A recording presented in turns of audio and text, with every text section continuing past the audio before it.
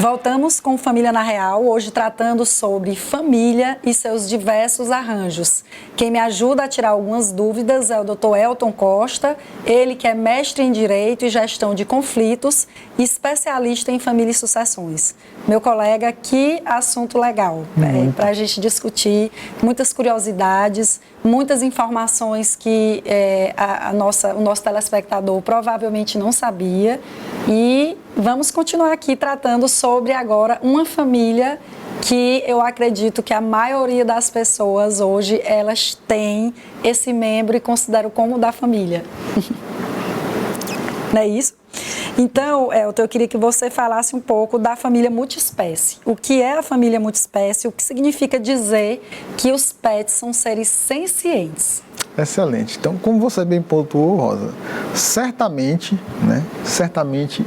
há muitas famílias hoje, né, se enquadram nessa conformação, né, nessa espécie de família que é a família multiespécie, que nada mais é, de uma forma bem simples, é aquela família formada por pessoas e por animais, os queridos animais de estimação, os nossos pets, né? Então, hoje é muito comum, né, que as pessoas tenham os animais e tenham realmente como um membro da família. Então, isso foi ganhando corpo ao longo dos anos.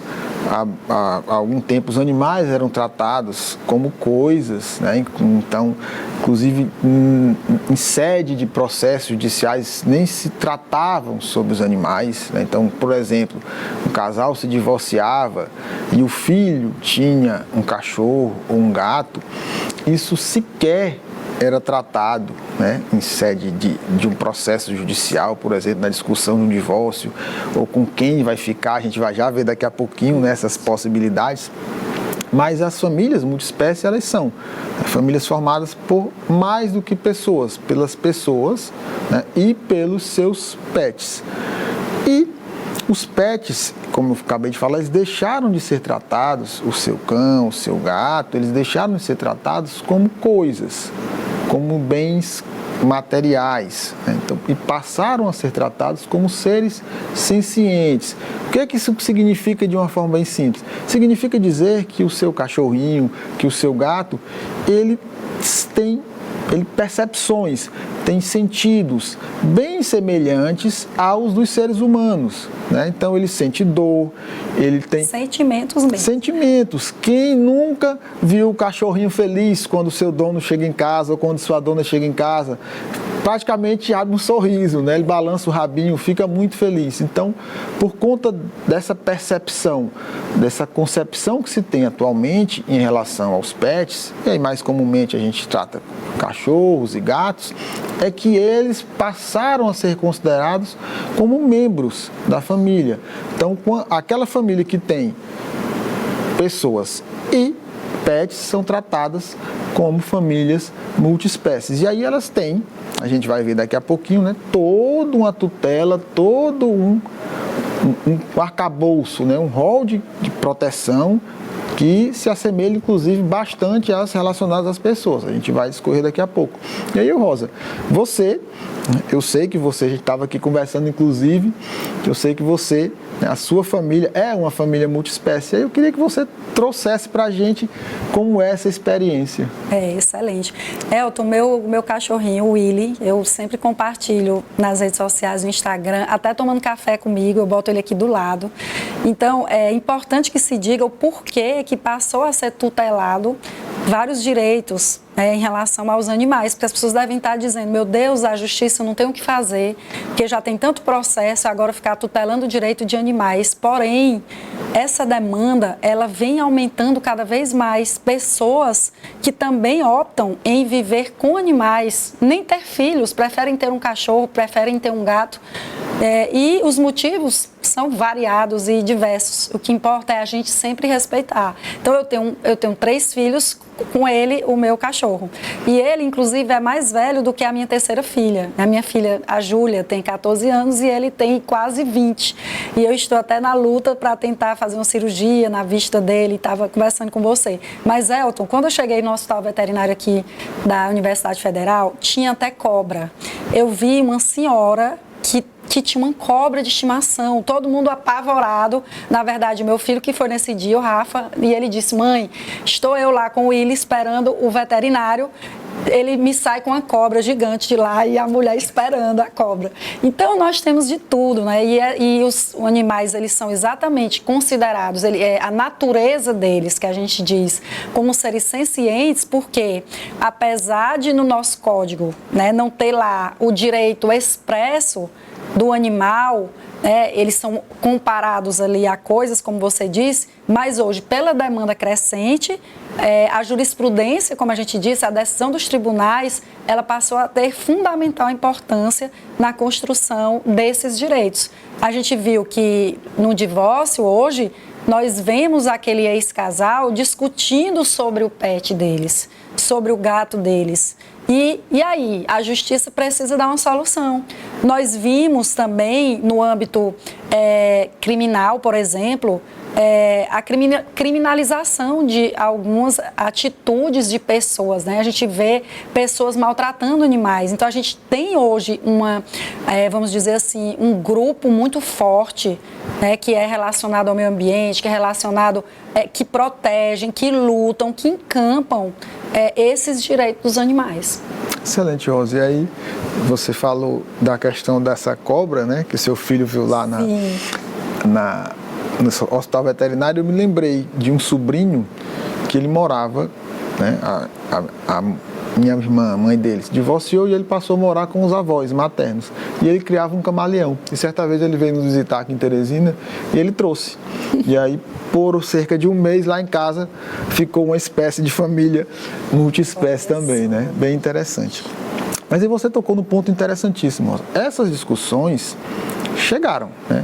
Chegam cada vez mais aos tribunais as questões relacionadas aos pets. Então, se eles são membros da família, quando existe algum ruído, algum problema nessa família, algum conflito familiar, eles podem também estar inseridos. E aí eu queria saber, em caso, por exemplo, de um divórcio ou de uma dissolução de união estável, como funciona a guarda, né? Pode ser aplicadas regras análogas à guarda, por exemplo, dos filhos? E importantíssima essa pergunta. Pode. Então, assim, hoje a jurisprudência, nós tivemos inclusive uma decisão recente agora do Tribunal de Minas Gerais, que foi fixando uma pensão alimentícia para um dos parceiros pagar aquele que ficou com o animal, certo? Para ajudar nas despesas, porque quem tem animal sabe, principalmente ali cachorro, gato. Eu não tenho experiência com outros animais, a não ser quando eu era pequena, que tinha galinha, esse tipo de coisa na casa do meu pai, mas atualmente eu sempre tenho cachorro, um atrás do outro. Esse tem durado bastante, que bom. Então a gente vê que a jurisprudência veio com essa construção e veio aumentando essa demanda, como eu disse, no final da relação, daquele casal dizer: olha, eu quero conviver com o meu cachorro, eu passei a vida toda casado com você, eu me apeguei a ele, eu quero conviver, e agora? Como é que a gente vai fazer? E isso, motivo de conflito, certo? Aí aquele que vai ficar com o animal, aí ele diz: sim, mas você vai ajudar nas despesas também? Porque tem vacina, tem ração, tem o banho, tem gente que veste o cachorro, né? Tem a caminha do cachorro, tem a coleira do cachorro, tudo é gasto, né? E como gente mesmo, tem ali o cartão de vacinação, a gente até vai ver a possibilidade de registrar o animal para justamente já facilitar essas questões.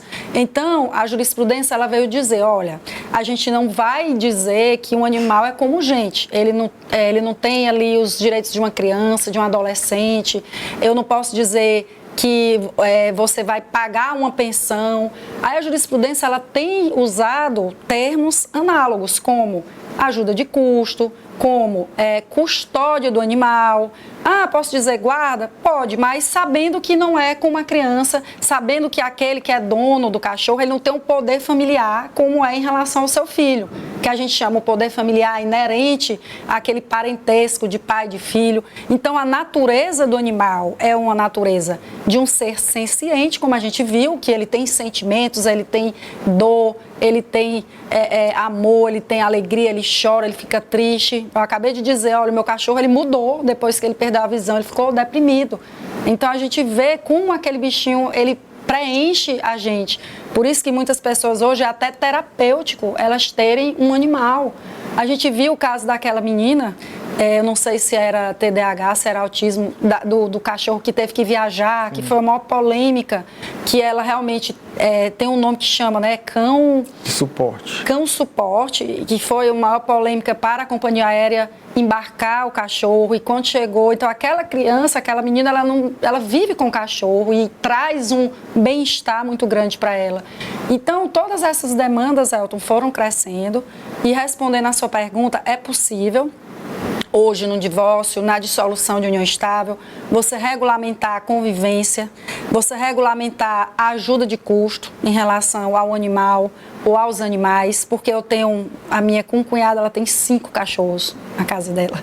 Então você imagina um gasto desse, um casal que se separa e os dois querem conviver, os dois, então vai ter que dividir como são os gastos ali de uma criança, né? Então é possível sim a gente regulamentar essa convivência. A jurisprudência já tem várias decisões, porque essa demanda aumentou muito, como eu disse, e é possível você também se basear em alguns critérios, né? Então a justiça, para que ela tome essa decisão, ela se baseia em alguns critérios, que são o melhor interesse desse animal também, o bem-estar dele, questão de com quem aquele animal, se ele foi adquirido antes da relação, durante a relação, se um dos parceiros já era o dono, o proprietário daquele cachorro, e o outro só veio ali agregar, então olha, eu quero o direito de convivência regulamentado.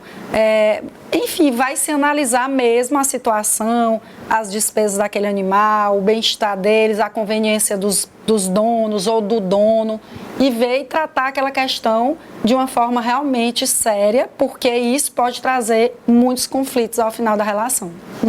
Com certeza, e você tocou, né, numa questão interessantíssima, que é de se tratar de uma forma análoga, ou seja, uma forma bem semelhante, mas aí acalmai os vossos corações, né, telespectadores, que a gente não está aqui dizendo, né, já, inclusive tem uma corrente que defende que não se equipare tanto, etc.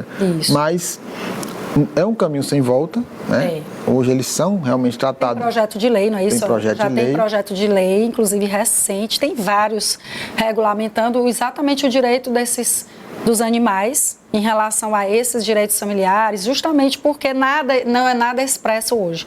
Existe essa interpretação, né, do próprio código, mas não tem nada expresso. Daí porque a necessidade desse projeto ser aprovado. Tudo que nós temos hoje, né, tudo isso que você nos pontuou muito bem sobre custódia, né, entre aspas, quem gosta de tratar como guarda, ou pensão alimentícia, as notícias aparecem assim, né, até para chamar a atenção. O tribunal concedeu pensão alimentícia para o pet, né? Isso. Quando na verdade é uma ajuda de custo. Fiquem tranquilos também que o atraso dessa ajuda de custo, diferentemente da pensão alimentícia para filhos, não tem a possibilidade, não seja na possibilidade de uma prisão, né?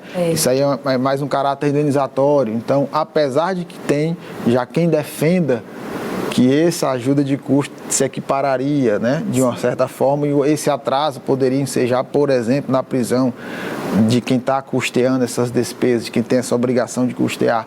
Mas, enfim, ainda não existe, de fato, né, regras claras. A gente está falando aqui tudo, está em sede doutrinária, ou seja, os professores, os estudiosos discorrem sobre isso, e a jurisprudência, ou seja, as decisões dos tribunais vão dando essas balizas para a gente, né?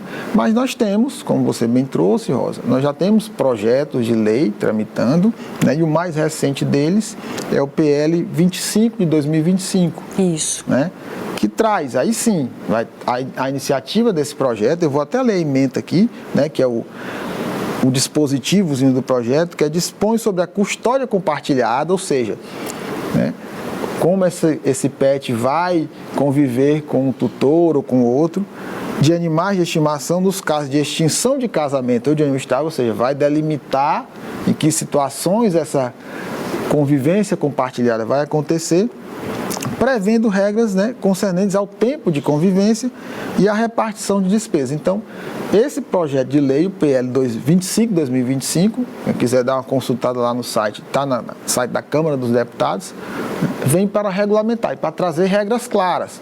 né? Hoje a gente tem, são as decisões, e aí as decisões seguintes vão se baseando nas decisões anteriores. Isso. Com a aprovação desse projeto, com essa PL se tornando uma lei, assim se espera, aí sim, nós teremos regras claras, né, de como os tribunais deverão decidir, inclusive servirá para orientar os tutores, os donos desses cachorros, para saber, opa, quando meu casamento acabar, a regra diz isso, a lei diz isso, né? Então, é uma temática bastante interessante. Sim. Elton, a gente também tem um projeto de lei que fala sobre a questão do registro, não é? Queria também que você falasse um pouco, porque hoje pode ser feito esse registro. Ou seja, os animais, eles, né, até pouco tempo, não era feito isso. Mas hoje já pode, né? A pessoa já pode registrar seu animal e pode até, acredito, registrar no nome do casal, no nome de um dos dois. Desde maio de 2024, né, que foi regulamentado que os cartórios, eles podem emitir o que a gente chama de declaração de guarda de animal, que permitindo até incluir um sobrenome.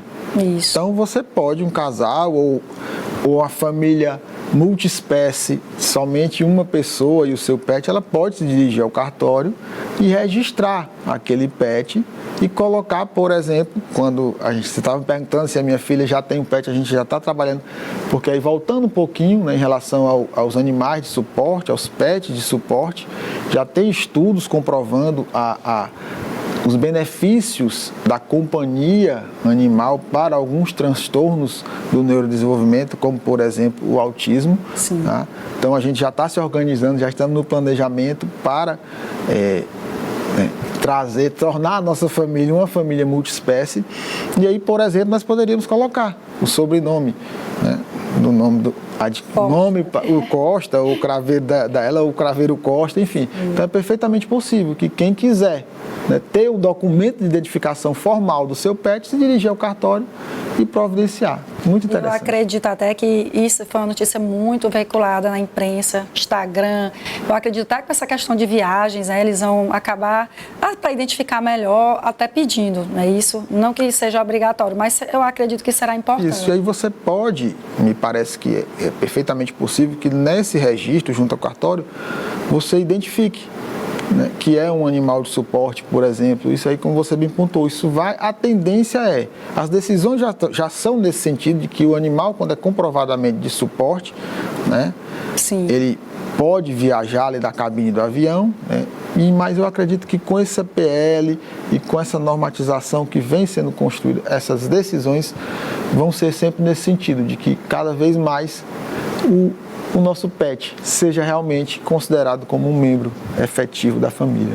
E aí, Elton, a gente traz aqui também algumas sugestões até para os colegas profissionais que estão nos assistindo, advogados, defensores, no caso de formalizar um divórcio, como é importante até numa tentativa de acordo, ele colocar logo, né, ele fazer ali um acordo no sentido, se for possível, ou se não for possível o acordo, ele colocar na petição inicial, da mesma forma que ele coloca lá dos bens, ele já dizer direitinho, olha, a gente tem um cachorro, no caso de, né, a gente está aqui pedindo divórcio, eu vou ficar com a guarda, ou a guarda será compartilhada, a convivência vai ser assim, vai ser final de semana com ele, fim de semana comigo, ele vai me ajudar a levar para o banho, enfim, dividir as tarefas. Eu acho que tudo que é bem explicado ajuda, questão da ajuda de custo, deixar claras as despesas, porque isso evita conflitos, evita toda essa confusão que a gente vê. Perfeito, e já organiza, né, como é que essa rotina vai se dar em relação a todos os membros dessa família, inclusive o pet, e evita, né, minimiza a possibilidade de uma rediscussão futura. A gente sabe, acredito que os telespectadores que já passaram por um processo judicial sabem do quão sofrido do quão demorado, isso é uma realidade. Então, se essas questões já puderem ser resolvidas dentro desse mesmo processo, melhor para todos e melhor também para o querido pet, né?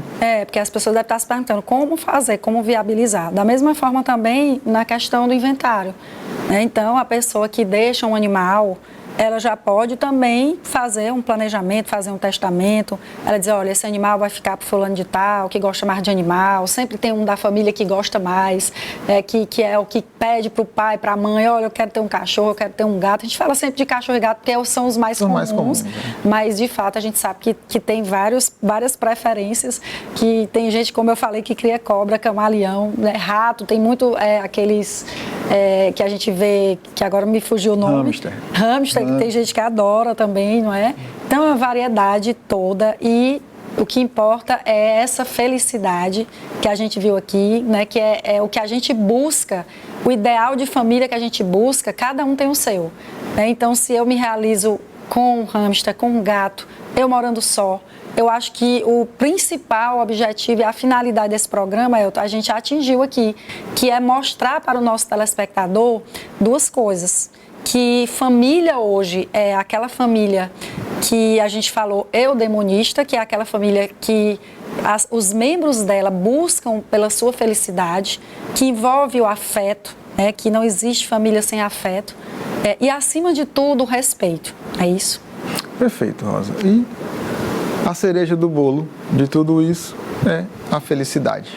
Exatamente, porque, como eu disse, mesmo que você não se identifique com um determinado arranjo familiar, você precisa respeitar o outro.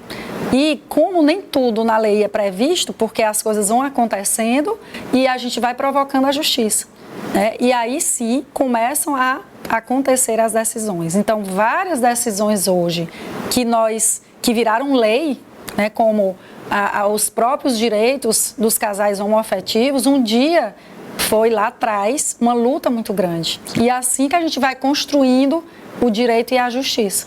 É excelente. Isso? Excelente mesmo. Então o programa de hoje está chegando ao final e eu quero agradecer sua disponibilidade mais uma vez, meu querido amigo. Muito obrigada. Foi um bate-papo muito suave, muito legal e muito informativo. É sempre uma satisfação. E aí, Família Real, super sucesso e sempre levando informação qualificada de forma simples para os telespectadores. E o Família na Real de hoje, ele mostrou que a ideia de família vai muito além do que os antigos livros ensinaram. Ela pode ter 2, 3, 5 pessoas ou apenas uma. Pode incluir crianças, idosos, amigos e até animais que ocupam um lugar afetivo e único no lar. O que não muda é o princípio. Toda família, seja qual for a sua forma, merece respeito, segurança jurídica e reconhecimento. Falar sobre isso é falar de afeto com responsabilidade. É garantir que o direito alcance com história, com justiça, não com julgamento. Se você vive só, com filhos, com amigos ou com um pet que é seu companheiro de vida, você tem uma família e ela importa. Por hoje é só e muito obrigado pela companhia. Lembre-se, no coração de cada família existe uma história a ser contada. Cuide bem das suas relações.